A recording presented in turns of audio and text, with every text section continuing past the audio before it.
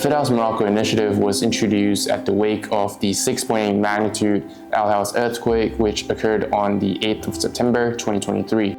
The epicenter of the earthquake was located near the commune of Igil, approximately 71 kilometers southwest of Marrakesh. According to a report published by the Moroccan Ministry of the Interior, the earthquake claimed the lives of 2,900 individuals and left 5,530 others injured. It also caused the collapse of around 50,000 residential buildings. The initiative was brought forward by our team from Vernier House and Kobayashi Lab at KU University with the purpose of supporting the post-earthquake recovery utilizing our F.I.T.HOUSE system. Over the past 7 months, we've been working on this endeavor with our sponsors, Refugee Girls Worldwide, and our partners, the School of Architecture, Planning and Design, together with the rebuild team from the Mohammed VI Polytechnic University. We've conducted several site visits to the earthquake-affected villages to observe the impact of the disaster. Interviews were carried out with the local people to learn about their culture and existing issues to understand how we, as designers, can better serve their needs on the road to recovery. We also conducted a prototype building workshop with our partners at their university campus in Bengurir to showcase the viability of our F.I.T.HOUSE shelter in accommodating the earthquake victims.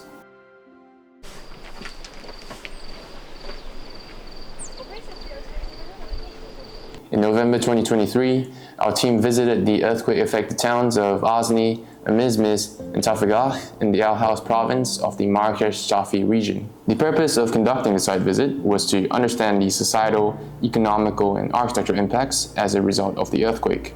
In Azni, countless of makeshift tents were scattered haphazardly in public open space. They were constructed with emergency tents and then combined with scavenged materials such as plastic tarp, rope, lumber, and reed. There were many unoccupied buildings damaged from the earthquake awaiting for impending demolition or repair. In Tafagah, the population is around 300 people and 110 households. Dozens of improvised shelters were scattered across the expansive mountainous terrain. Some of them were grouped in a cluster enclosed within fencing made of plastic tarp and lumber. Clusters on average are sized between 50 to 150 square meters and accommodate one family of around 4 to 10 people. In one of the clusters, the family had 2 sets of 20 square meter tents for lounging and sleeping, a 6 square meter kitchen shelter constructed with lumber, metal pipes, tarp, and string.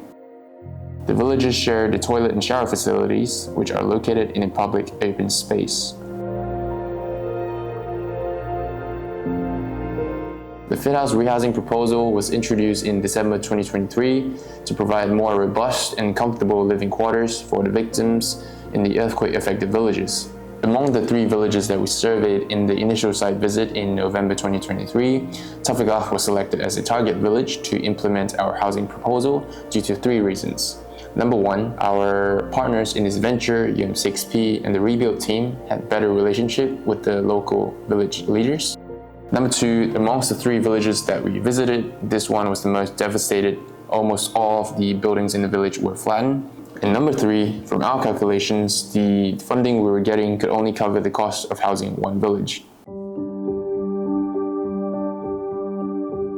So this is how the proposal works. The housing strategy for each family will be implemented in 4 phases. In phase 1, 2 units of 18.3 square meters F.I.T.HOUSE living units will replace the current makeshift tents, acting as living and sleeping spaces. 1 unit can fit 6 single beds, and 2 units are provided so that the families can assign the function according to their needs. In phase 2, F.I.T.HOUSE bathroom unit will be added within the cluster. Currently, the families in the village share a common toilet and shower area located in a public open space.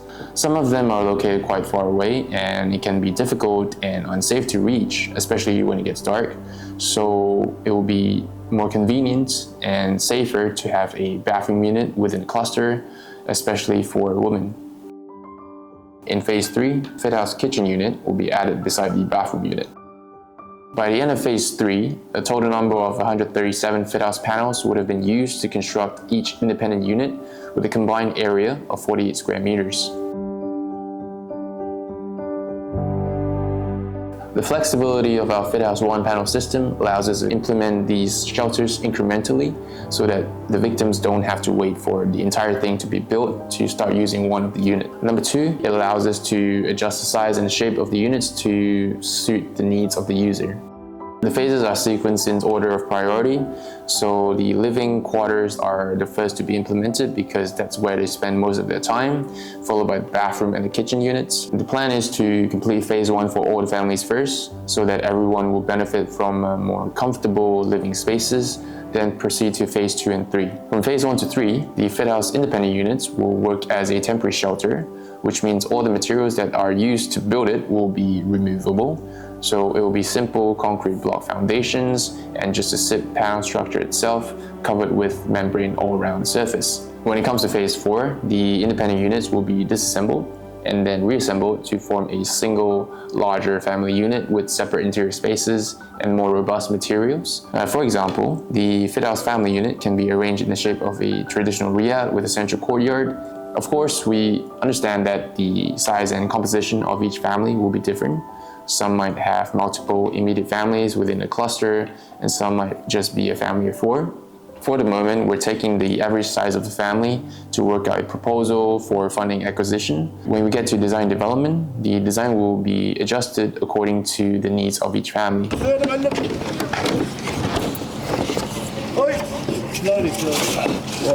In March 2024, our team returned to Morocco to conduct a prototype building workshop with our local partners, the School of Architecture, Planning and Design, together with the rebuild team from the Mohammed VI Polytechnic University in their Bangalore campus.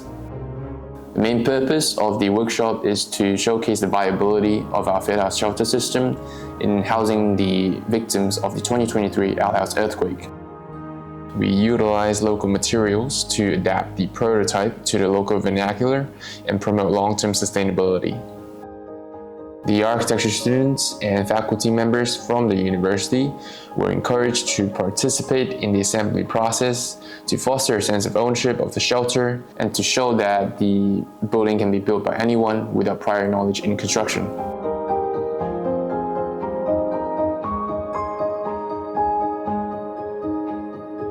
Previous F.I.T.HOUSE prototypes were never built to stand for a long period of time. They were for us to experiment with and to showcase our design concept to people. But this time we have to improve its durability and make it more robust and habitable for the earthquake victims to live in so that they can move out of the makeshift tents that they currently reside in. Some of the new features we added to the design are, number 1, we extended the F.I.T.HOUSE. Previously, we've done the 3x3 panel basic prototype in Japan and Turkey. This time around, we wanted to see what it would look like as a larger module and have a view of the interior space. Number 2, we added facade cladding on the exterior, corrugated metal at the back, timber deck on the right, mud render on the left, and just a plastic membrane at the front. We installed a membrane roof inspired by some of the tent structures we saw on the first visit to Morocco. The roofing system consists of plastic buckets, metal hooks, rope, and a heavy-duty membrane. All the building materials used for the workshop were sourced locally. The SIP panels were sourced from a supplier in Rabat. The soil for the mud render and the timber deck were sourced from the town of Amizmiz and Azani. And the rest of the materials, such as the corrugated metal, the plastic buckets, and everything else were sourced from the town center of Bangalore, where the university campus is based in.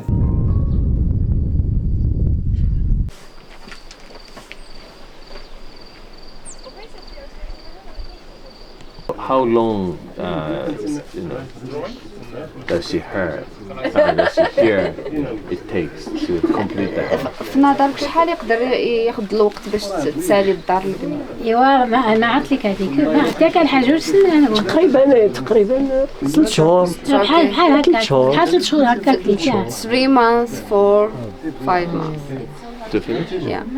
During our F.I.T.HOUSE Morocco workshop in March 2024, We spent some time revisiting the towns that we visited last year in November 2023. We spoke with some of the town officials and village leaders regarding the reconstruction progress. The government is now providing a universal, permanent housing solution for all the earthquake-affected towns in the region, including Azni, Amizmiz, and Tafagath. It will be difficult for them to have a one-on-one consultation and personalize the design for each housing recipient, considering the fact that there are dozens of small villages scattered across the mountainous region.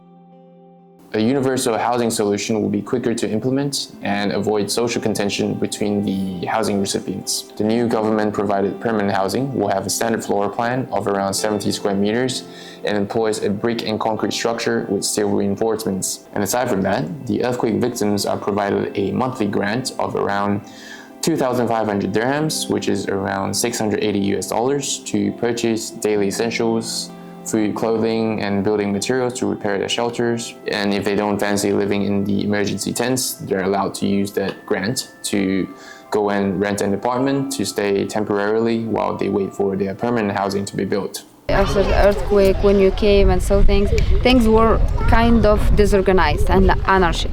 However, day by day, they recognize that having punctual solutions for each of the village parts will not lead to a equitable general solution for the impacted area. This is why they added more subventions so that everybody can benefit and everybody can build the same typology and the same way. So this idea is for here or everywhere? Everywhere. In the village? Every village? Every small village. What they are starting now is the same thing that we saw yesterday in the village, like 70 meters square, and they are going through the administrative process with an architect, engineers, and it's the same process. I think that if we go for a tour, we'll see the same things already starting to happen. So instead of sending like a government to see for each douar and village, which would be very difficult because there is a lot of small villages scattered all around the area, they decided to give each of a family fund so they can build their houses with the pace they want, and the money so they're free to do whatever they want at the pace they want. Regarding a housing proposal for the village of Tafagath, the government officials that we spoke with stated that our housing proposal would have to match the solutions being provided by the government for all the earthquake-affected villages. In terms of typology and the quantity of housing, the same has to be provided to each village so as to not create disparities and social contention between the recipients. Unfortunately, we don't have the resources to achieve this, so we had to take a step back and reassess the situation and look for another way that we can help the people utilizing the F.I.T.HOUSE system. One thing that was brought up in our conversation with the village leaders is the need for public facilities such as community centers, mosques, education centers, etc. Creating a public space that can benefit the mass as opposed to houses that will only benefit the recipient will be an intervention that is more well received. One of the suggestions was creating a space for the local cooperatives, as most of their workshops have been destroyed in the earthquake. For the housing, the authorities are really taking care of that equally between everybody. Here, they might have more need for community places, for public facilities. Near to where we visited yesterday, they planned to establish a community center as a community shop where everybody, all cooperatives and associations can expose their local products, the local product that they are preparing. And many villages can expose there, and people come there to buy like natural products, and everybody benefits from that. Is asking, is there a possibility to readapt the projects from housing to something else that the community can benefit from? Of course, of course. The most important thing, if we talk about communal facilities, will be for cooperation and associations, maybe typically for ladies. since, as we heard, ladies stay in the village, so they have also some crafts, skills and things like that, where they need just specific maybe area to work on that and maybe to commercialize also. They were also talking about one of the projects that they established, which is a digital marketing platform to help young people that they have products, I don't know, some categories of food, natural food, or they sewing things or something like that, to help them to carpets, to help them to commercialize them and give kind of international visible, national and international. The kind of facility space Exactly. they need. The F.I.T.HOUSE Community Center proposal was introduced in April 2024 to provide workshop spaces for the cooperatives and gathering spaces for the local community in the Haouz province of the Moroccan Safi region. The objective of this proposal is to support the cause of cooperatives in Morocco and to empower the earthquake-affected communities in rebuilding their livelihoods. The total area of the community center is approximately 150 square meters. Programs include a prayer space, a workshop studio, a kitchen, a shop, and a toilet and ablution space. This community center will support activities such as commercial operations for cooperatives producing honey, traditional Amazigh tapestry, medicinal oils, and other agricultural products. It will also support activities such as study sessions for children after school, community gatherings, religious events, so on and so forth. Based on our calculations, we could potentially build 5 of these 150 square meters community centers in separate villages. The only question now is, where do we build it? Find one spelling online.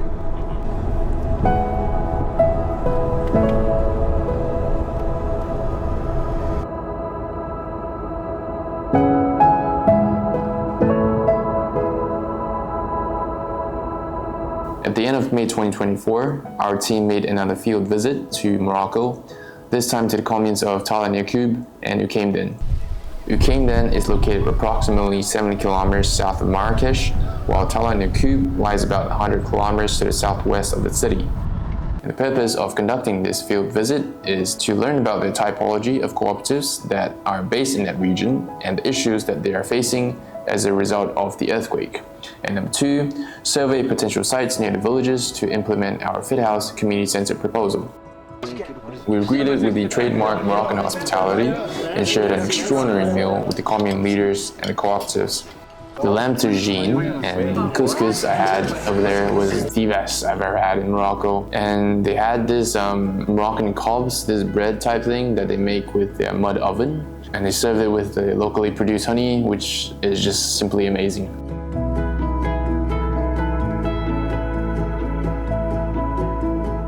We can go maybe cooperative by cooperative to know all the questions that you have, for example, and or if you want to say something to welcome them. Or Can I? Yes. Yeah, of course. He came from Japan, but we are actually very international team. Me Japanese, and she is from Turkey, and he comes from Malaysia. So we have an international team because we know many things are happening in the world. Many unpredictable things, especially natural disasters and wars. So we try to sort of help people recover from the situation. Then we got to know him here, and then we learned from him and then his team that you have an issue of how to sort of produce or preserve a sustainable local life. Of course, you have a big business, ski business, tourism, but then the people's life here is a bit different from that kind of fancy, rich, dream. So I would like to work with you to, especially for cooperatives, especially for the ladies, and then gentlemen, of course, to preserve and conserve or produce a new life, sustainable life here.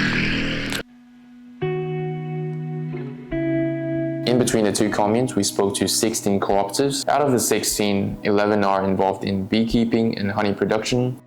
3 are involved in agriculture, cultivating hazelnut, almonds, and medicinal plants.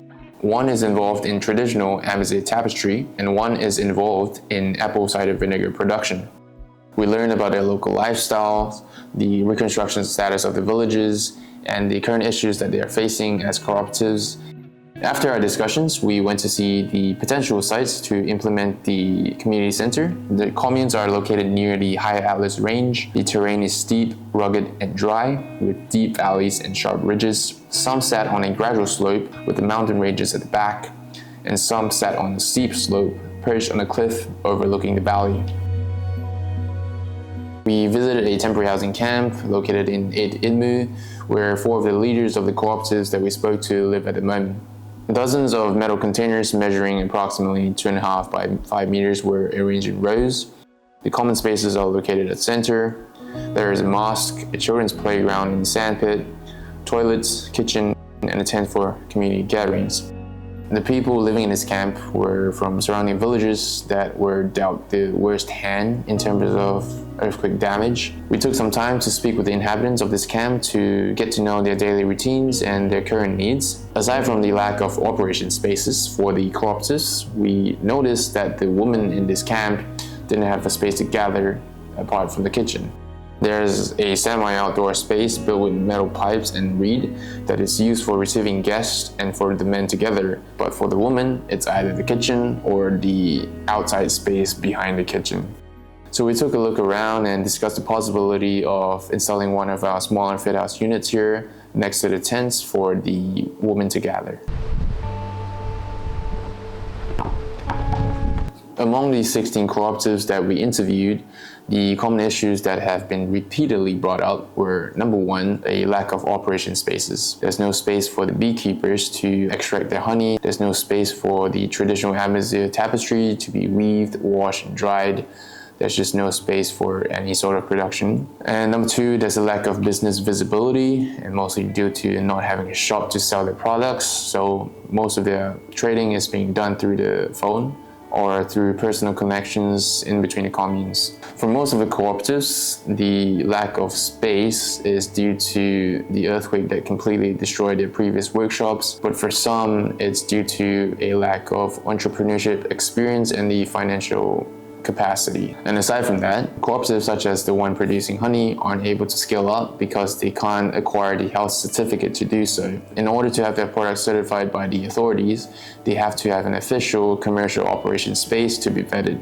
At the moment, our team is discussing the criteria of selecting the beneficiaries who will receive the first installation of the F.I.T.HOUSE Community Center. The 3 main criteria are, number 1, availability of land. There's no land, there's nothing to build. And number 2, the extent of damage dealt to their previous workshops. And number 3 is the number of beneficiaries working with the cooperatives. We're also discussing the criteria of selecting the sites that we were shown based on, number 1, the size of buildable area. All the sites we were shown were not large enough to build a 150 square meters proposal. Hence, we have to make some adjustments to the design and also potentially separating the buildings to different sites within the commune. And number 2 is the proximity to the town center. We're trying to help as many cooperatives as we can, and we also want it to be accessible for the general public as well. So the idea is to place the community center in a central location so that it can maximize project visibility and also promote spontaneous social interactions. Right now we're working with our partners to obtain more accurate site information before we proceed to design development. The F.I.T.HOUSE Morocco initiative is the first large-scale humanitarian relief project for our team. We started the F.I.T.HOUSE project in May of 2023, and we couldn't have imagined that a year later we would be working on a relief project of this scale on the other side of the world. We're extremely grateful for our sponsors, Refugee Girls Worldwide, for making this possible.